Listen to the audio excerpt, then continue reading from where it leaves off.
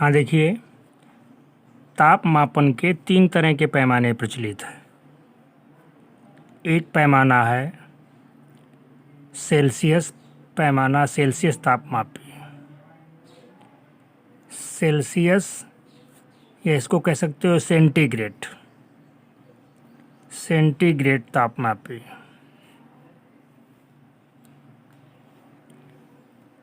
दूसरा है Fahrenheit तापमापी, Fahrenheit तापमापी। और तीसरा जो प्रचलित है वो केल्विन तापमापी, केल्विन तापमापी।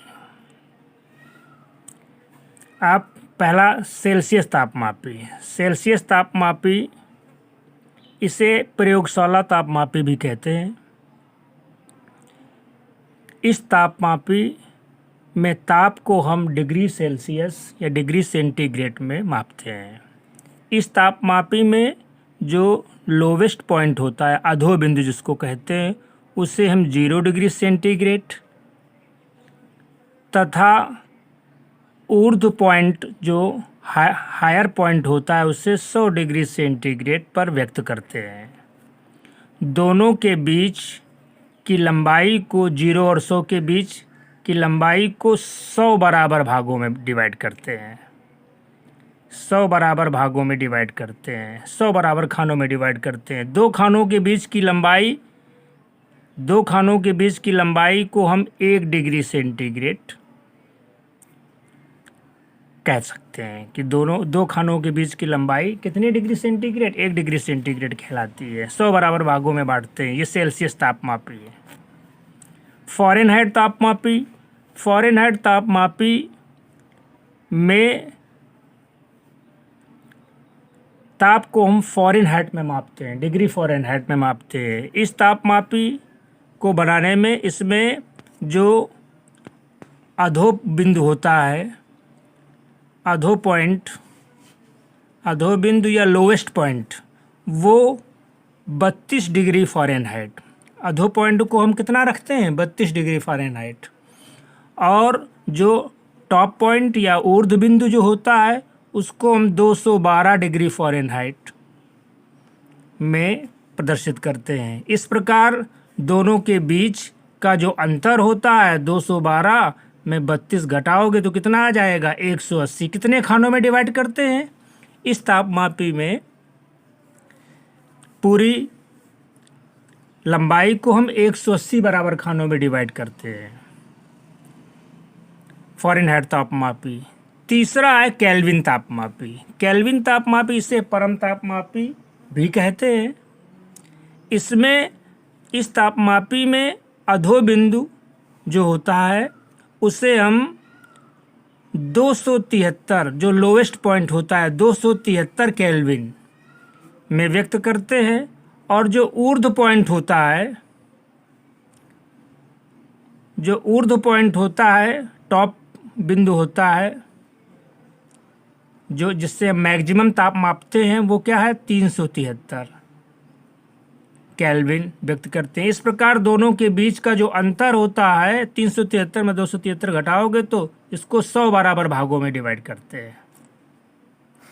100 बराबर भागों में इसको हम डिवाइड करते हैं। तो 3 तरह के तापमापी हमने तुम्हें बताए। पहला सेल्सियस सेंटीग्रेड तापमापी, इसमें हम ताप को सेल्सियस से मापते हैं। दूसरा फ़ारेनहाइट तापमापी, इससे ताप हम डिग्री फ़ारेनहाइट में मापते हैं। और तीसरा तापमापी है केल्विन तापमापी, इससे हम ताप को हम केल्विन में मापते हैं। अब यहाँ आगे हमने तुम्हें बताया है कि सेल्सियस और फ़ारेनहाइट तापमापी दोनों में क्या संबंध होता है, दोनों का क्या सूत्र है। एक सूत्र है सेल्सियस C और F के बीच। C और F का मतलब सेल्सियस और फ़ारेनहाइट के बीच संबंध है कि C/100 equal to F minus 32/180। ये सूत्र है। अब इसको हम ये भी, चाहे ये सूत्र कहें चाहे इसको हम ऐसे भी कह सकते हैं, 20 से इसको काट दो तो आ जाएगा C/5, 20 पंचे 100 बराबर आ जाएगा F माइनस 32/20 नहीं है 180। चाहे ये सूत्र लगा दो, चाहे ये सूत्र लगा दो, दोनों सूत्र सेम है। अब इसकी सहायता से, इस सूत्र की सहायता से सेंटीग्रेड को फ़ारेनहाइट में और फ़ारेनहाइट को सेंटीग्रेड में हम बदल सकते हैं। तो अगर सेंटीग्रेड को फ़ारेनहाइट में चेंज करना है या फ़ारेनहाइट को सेंटीग्रेड में चेंज करना है, एक का मान दिया है, दूसरे का मान हम इस फार्मूले से निकाल सकते हैं। सी और एफ के बीच संबंध है। इसी तरह से